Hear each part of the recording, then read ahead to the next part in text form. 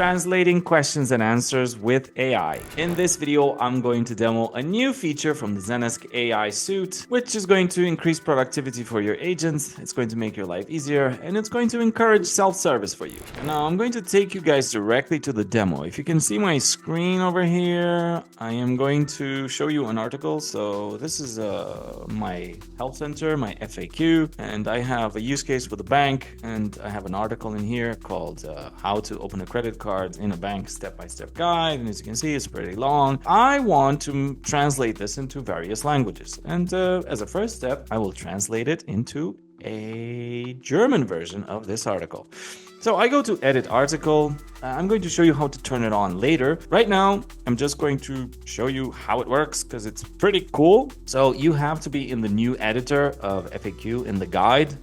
You know, in Zendesk, it's called guides or knowledge or help center. Ugh, guys, just pick a name and stick to it. Jesus Christ. By the way, my name is Dominic. I'm a customer experience enthusiast. I've been one for 15 plus years. I think it's close to 16 now, but whatever. So I'm in my 12th year of being a Zendesk consultant, and I make these videos because I want to bring you value. I hope you enjoy them. Okay, so now you can see the article, and you can see my translation is in American English, and I'm just going to go here at the top right where you can see translations, and in here I have a plus button. I click it, and then I have some languages enabled. By the way, you have to have multi-languages enabled in your help center for this to work. I'm going to show you that a little bit later too. I'm going to choose German. I'm going to click add, and then I'm just going to go here at the top and just click translate. Now I'm just going to sit back and watch this work. It says here it's powered by generative AI. You can read more on what engines they use. And by the way, let's check it out. What engines do they use for this one? I think it's OpenAI, but let me see if I think they made it like their own personal thing. And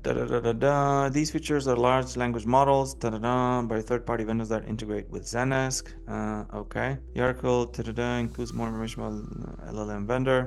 Let's see about LLM vendors in AI in Zendesk. Let's see. OpenAI. Yeah, okay. So they haven't changed it. They still use OpenAI. Anyway, so now back to the article. Yeah, so add translation. You know, I obviously can go through some steps into assigning somebody in my team. So they actually check it to see if it's, it makes sense in German. But, you might have used OpenAI's ChatGPT, and it's doing a pretty good job in I'm handling multi-language as well. So let's save this baby up, and then I think I can even publish it. I don't see why not. And now I have the article translated, and I've saved a bunch of time. How did we used to do this? Well, we'd have this in an Excel spreadsheet, and then that Excel spreadsheet, we'd put the text in source language, whatever that was, and then we shared it with a translation person or team that would, translate them into German, Spanish, French, and whatever languages. The problem was like you had to go to different teams and from different people from different countries, so they would make like a really good translation. Because if you're a company from, I don't know, France, your English is not as good as somebody who's from an English native country. So you'd have to,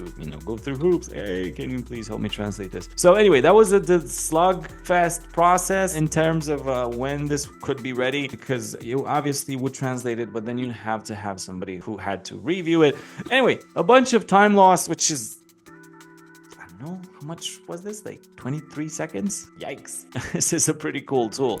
So now let me show you how to turn this on. Okay, so now that I have your attention with the theory stuff. So this is still an EAP, so early access, because it's still being tested.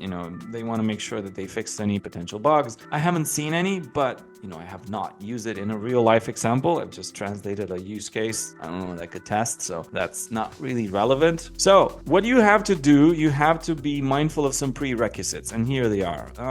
First off, this is part of the Agent Copilot add-on. So it's part of the Agent Copilot and Advanced AI. Guys, just make up your minds with these names, because it's so confusing for us. Like, I worked with this stuff every day, and it's so confusing. Copilot, it's part of that Advanced AI thing as well. You have to be registered with this new article, EAP. I'm going to leave in the description of this video where you can apply for it. You have to have your help center configured configured to support multiple languages. This is a must as well. And by the way, because we want to see this article, let's go back to our article and then go back to in here in settings, and then just go to language settings. So right now I have English and Romanian, and I have I'm going to add a new language, and I'm going to look for German. Here we go. Help Center. I'm going to call it the same. Add language. Save. Perfect. Okay, now I have to add translations for the categories and the sections. Otherwise, my article won't show up. So make sure that you add the language as well in your help center to make sure that everything is available there. And then you have to turn on the enhanced writing feature.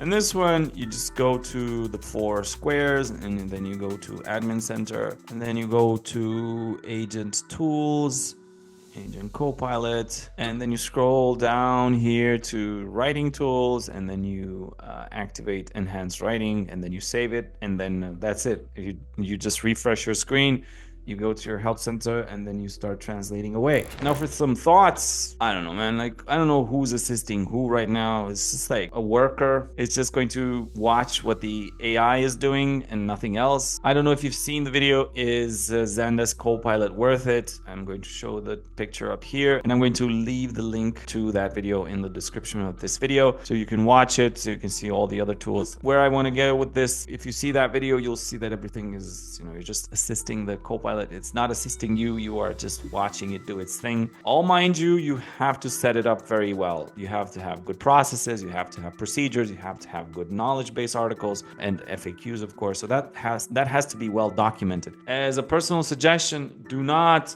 have your AI write your articles, like the source article, like the initial article. Don't make an AI write it. And why is that? It's because it's going to add a lot of filler words, and it's not going to be very comprehensible for the end user. It will be boring. And then when you apply an AI, for example, to encourage self-service, so the AI has a conversation with the end users, it's just going to use the filler words it used in the article to write the article, and it's just going to be confusing to the end user, and it will not really help. It will just create frustration. So the source article, a human has to write it as well as they can. And yes, of course, you can enhance it afterwards, but the base case scenario is you have a human write them, and then you translate them, and then everything will be very smooth. And yeah, this saves you a bunch of time. You hire less people because you have the AI assisting you, increasing productivity so much for the agents you already have. And not only that, but you're stepping into the next millennium with technology. And yeah, what can I say? What more can I say but besides saving time and money? Thank you for watching this, and I'll see you in the next one. Bye.